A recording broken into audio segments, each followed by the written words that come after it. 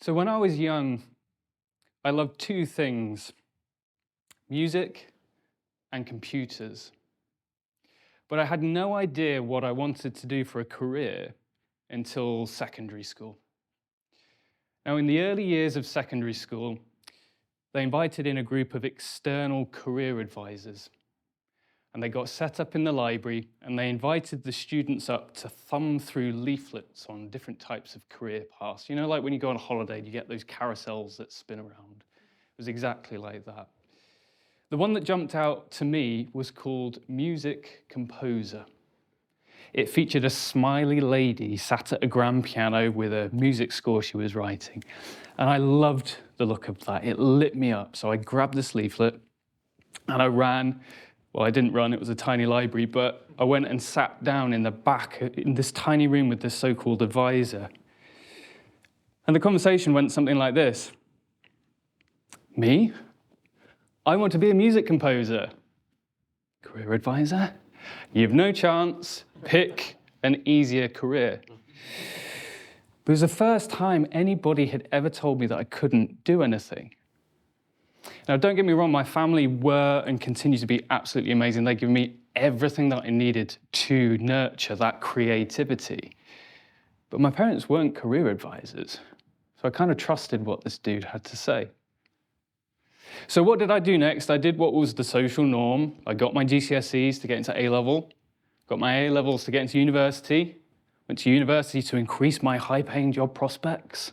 I got a job selling houses to earn commission to buy my first house. I got a job selling tech to buy a new car and a bigger house. And then I got a different job selling more tech to buy, but you get the impression, right? But what was I teaching myself throughout all of this? Money first, passion second. But what if we flip this? So today we're going to answer three questions. I'm going to try to answer three questions. So the first is, what would that Adam of the past look like if he'd chosen that Rockstar career? How can we use the technology of today to make money doing what we love? And number three, what would that Adam of the past look like if he had the technology that's available today? Now, I'm just going to demystify my terms, so we're singing from the same hymn sheet. So when I talk about technology, I mean software and social media. When I talk about Rockstar career, I mean doing what you're passionate about on your own terms. And then when I talk about money, when you use the threshold that the UK government deems you to be high income, which is about 50K, I'm less worried about the amount, but we do need some figures to do some calculations in a minute. Now, for anybody who's here to listen to how to make £1 million, it's not today, yeah? So I'll let you know when I get there. But let's start by looking at that first question. What would that Adam of the past look like today if he'd chosen that Rockstar career? Now, the creator and the influencer path just weren't available to Adam at that time. So he's stuck trading time for money in the form of gig revenue, one-to-one tuition, any physical sales he can make, because CDs do still exist, and any online streams. Now imagining he gets 150 quid a gig, 38 quid an hour, £1 per CD, and 0.003 pence per stream.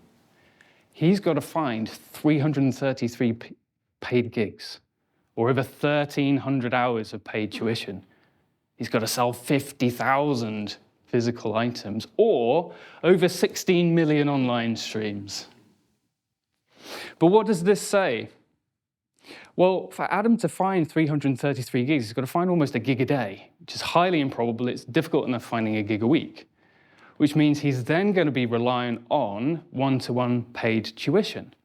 But that further reduces his chance of actually making any music because he's surrendering that time for money, making the online sales and the physical sales highly improbable as well. Unless, of course, he lands a music deal. Yeah, but that's becoming less and less now as well. So this Adam might have given up. And I'm sad to say that that career advisor could have been right. But let's park hypothetical Adam of the past failed music career to the side for 1 second. and we'll look at question 2, which is how can we make money, or how can we use the technology of today to make money doing what we love? So the good news is that modern software tools are so easy now that anybody with a computer, phone, or brain can use them standing on their head, and a lot of them are free. So I'm going to walk you through step-by-step tech process. We're going to start at step 1, which is create. So we need to create something of value that we put into the world for free. This is how we build followers. Now, the lowest barrier to entry is just typing something on a keyboard. You see somebody typing on keyboards right now and posting your words. But if you want more exposure, it's a good idea to produce something more visual that draws the eye and stops the scroll. Now, I'll be quite transparent, I'm not a graphic designer, but using software tools like Canva, I don't have to be. So the example we're looking at here is a carousel, one of those swipe files that you see on Instagram or on LinkedIn or whatever. So 7 Python libraries to dominate data visualization is the piece of content. And we don't need to talk about Python, it's a coding language. But I used Canva for the design. I used Midjourney, which is an AI image generation tool to do the images. And I used ChatGPT to reformat the text into language that was easier for non-technical folk to understand. Now, ChatGPT, you can start for free. Canva, you can start for free. And Midjourney, well, it'll cost you $10 a month, but it's well worth it for the fun factor alone. I've lost hours to it. Anyway, musician Adam might do something like 7 ways to nail every guitar solo, or beginner guitar mistakes to avoid. Or he can try and do a viral post of Hit Me Baby One More Time by Britney Spears, but Tenacious D already did that, so he probably wouldn't get very far. Number 2, we need to promote. Now, social media isn't the same in terms of tool set as, say, a software application, but they still have algorithms, they still have features, and you can't post the same type of content to all platforms. Yeah, so platforms like LinkedIn and X, yeah, you can do your text, but you can't upload a PDF to X. You're limited to, I think, 4 images. I'm not an X expert, I'm LinkedIn. But then when we look at video, if it's short form, you might need to use TikTok or Instagram Reels or anything like that. So anyway, my swipe file went on LinkedIn, and what I did is I encouraged people to share it. And because it's more visual, it's more likely to be shared, but this is how you can get exposure to other people's networks if people share for you. So that's a bit of a growth hack for you there, all right? Adam might choose something like, musician Adam might choose Instagram or TikTok if his videos are short form, or he might publish to the standard YouTube platform if he's doing longer form content. Number 3, capture. So once we've built a bit of a following, we need to funnel people to a landing page where we can capture email addresses. Now, this is where some people face their first hurdles, because writing some text and posting it, or creating a snazzy image and posting that, could be perceived as easy. But as soon as we start getting into websites and landing pages, people think, I don't have time to build a website, or I just don't know where to start. But the good news is you can build a landing page standing on your head. Don't do what I did. I overcomplicated. I built a really complicated website to begin with. But what I should have been doing is just focused on capturing email addresses. Yeah.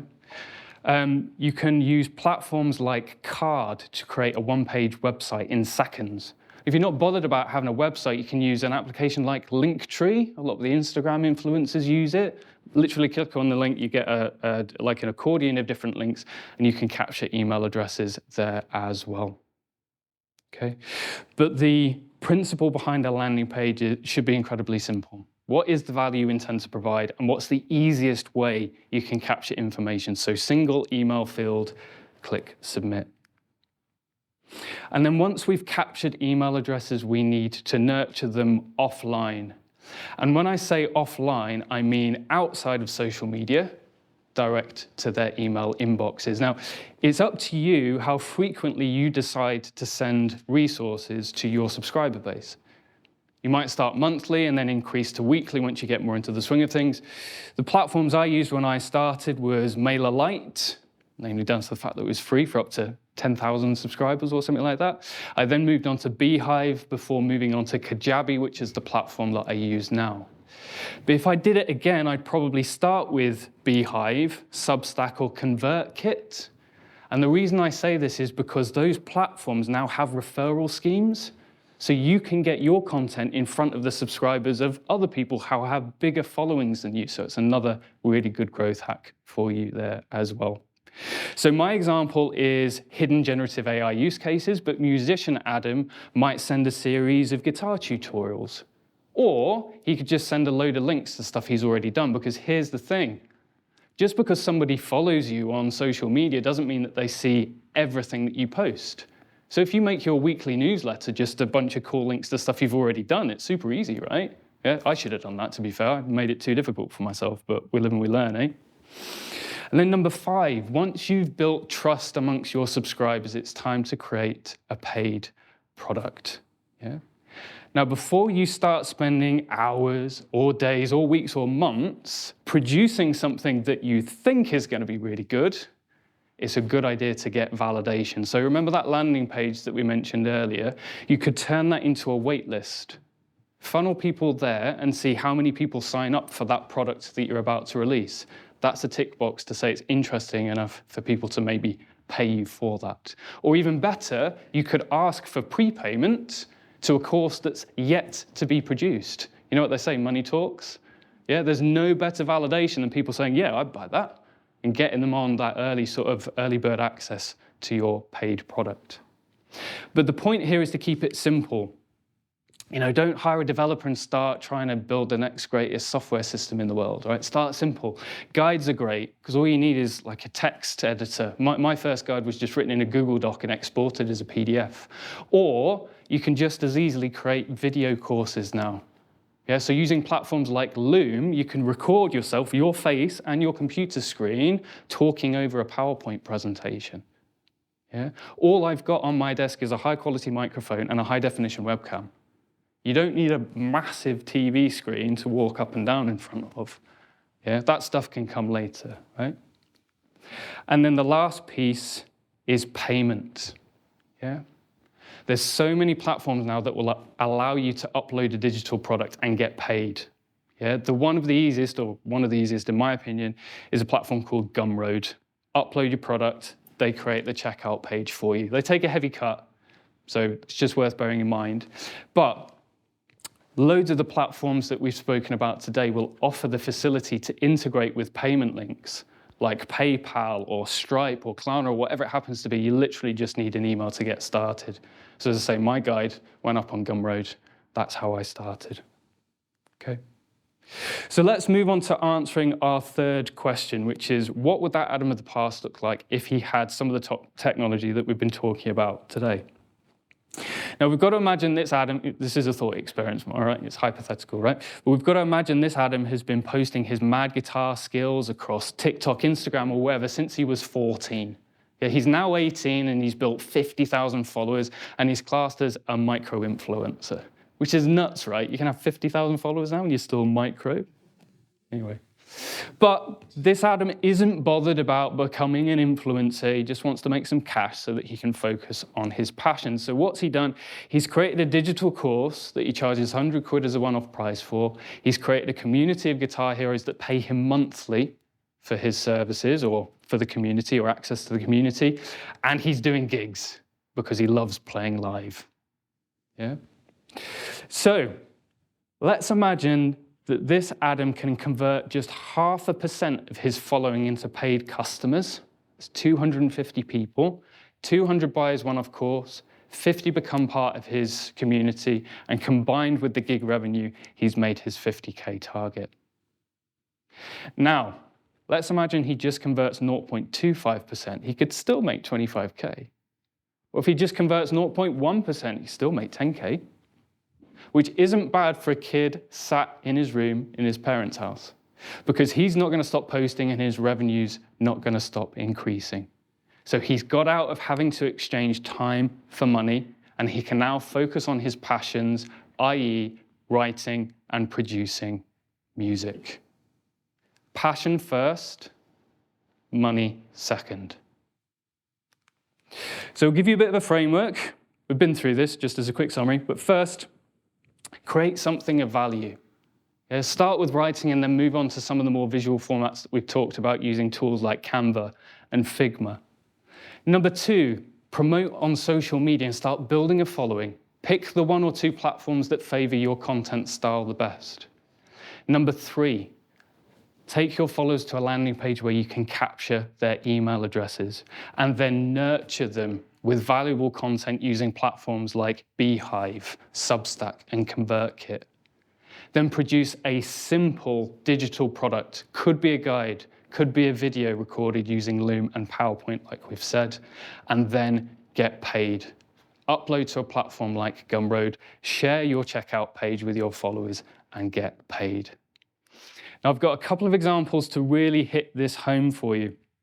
So here's my friend, Nicolas Boucher. He used to work in corporate finance, and now he trains finance professionals how to use AI.